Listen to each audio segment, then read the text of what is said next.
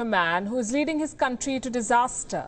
The man is Recep Tayyip Erdogan, the president of Turkey. His dream is to become the leader of the Muslim world, and to achieve this dream, he is abusing his power. He is picking fights with neighbors, insulting world leaders, waging proxy wars and fighting territorial battles. But a majority of Turkish people do not support his agenda. His party's ratings have fallen to 31%, and the Turkish economy is in no position to fuel his world domination projects.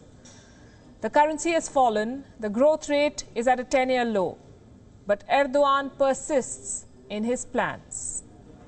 He is waging wars, left, right and centre. He has started a proxy battle in Nagorno-Karabakh, indulged in muscle flexing in Libya, Syria and around Cyprus, kicked off a fight with America, sided with Pakistan against India on Kashmir and practically called the French president mental. He did, in fact.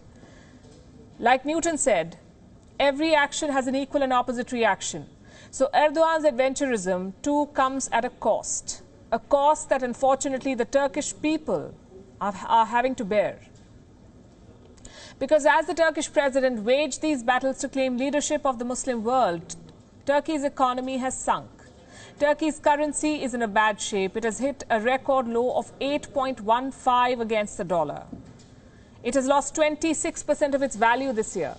Turkey has spent $134 billion in the past 18 months to prop up the lira.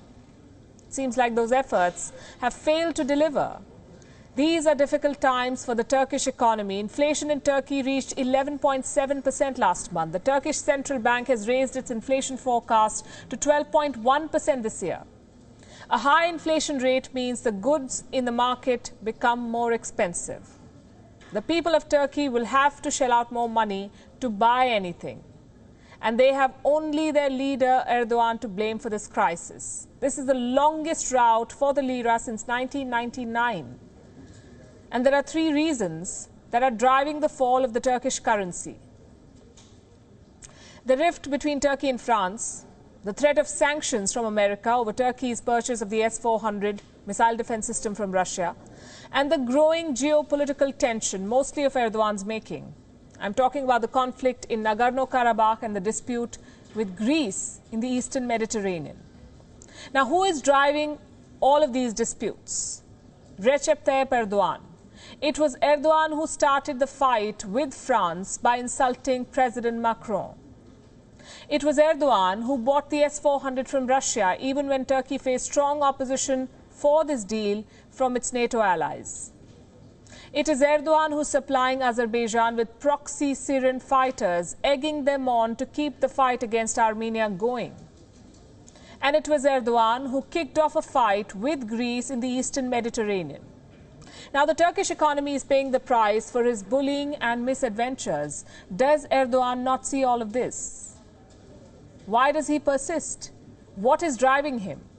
His Ottoman dream, the dream to rebuild the identity of Turkey as a Muslim nation, with him as the leader, the dream to lead the Islamic world. Erdogan is trying to project himself as the savior of the Muslim faith.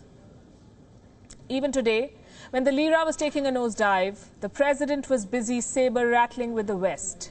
He accused Western countries of attacking Islam to relaunch the Crusades. It's a term that refers to a series of medieval military expeditions, religious wars between the Christians and the Muslims.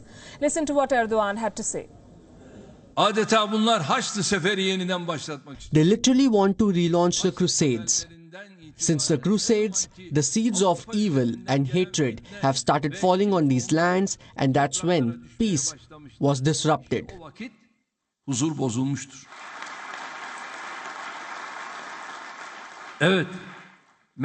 It's an issue of honor for us to stand against the attacks against our Prophet who honored Mecca, Medina, Africa, Asia, Europe, in the whole world and at all times.